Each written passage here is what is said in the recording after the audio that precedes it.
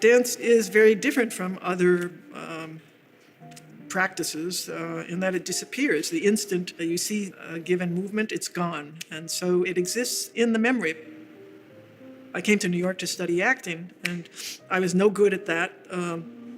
They said, "We don't believe you." And my first dance class, it took. I didn't know how limited my physical resources were. I didn't have a conventional dancer's body. If I had known, recognized that, I might not have gone on. But the pleasure of moving was so great that it overcame any reservations I might have had.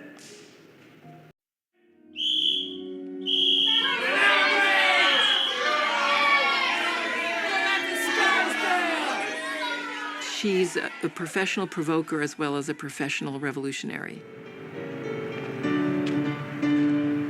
Statistics show that lesbians are chronic late returners of library books.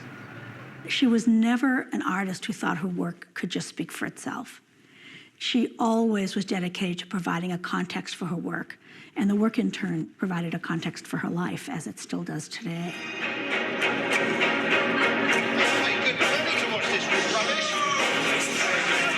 I had a sense of my potential, that I was going to make something out of this recalcitrant, undancerly body, and I was going to carve my own way. Yet, how else can we discuss this fucked up world if not with the help of humor? Humor as a weapon of caustic criticism. For me to make work that is relevant to our lives today and not an exercise in empty formalism or deconstruction, which too much dance tends to be, we have to involve the world itself. And this world is so enraging in its injustices that only laughter can help us cope. Humor in this case is not ha-ha funny. It's about consciousness. It's about communicating something serious through light means. So to me, your questions about what's so funny are pertinent in the sense that they address our desperate state of paralysis.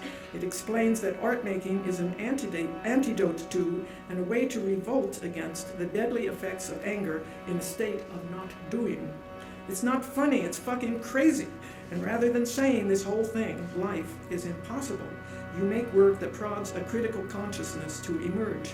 Call me what you will, but I believe art can change us and make us better people. If I were not an artist, I would probably be depressed, an assassin, suicidal. Who knows? A list of shameful conditions and operations.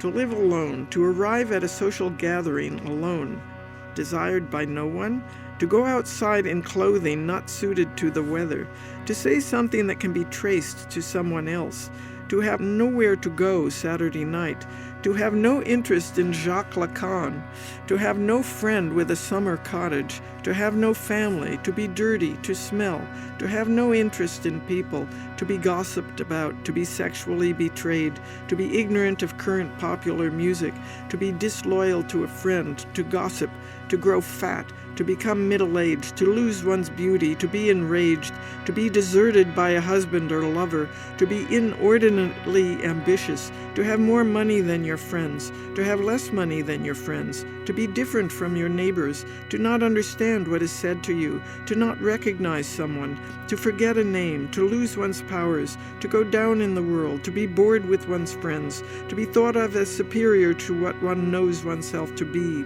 to discover that what one thought was common knowledge about oneself is not, to discover that closely guarded information about oneself is common knowledge, to have less knowledge than one's students. It seemed to me that I was calm and totally unafraid of losing my free life. I had finished with that a long time ago. It was not even a life anymore, but some kind of limbo, which I wanted to end as soon as possible. So, what are we going to do, folks?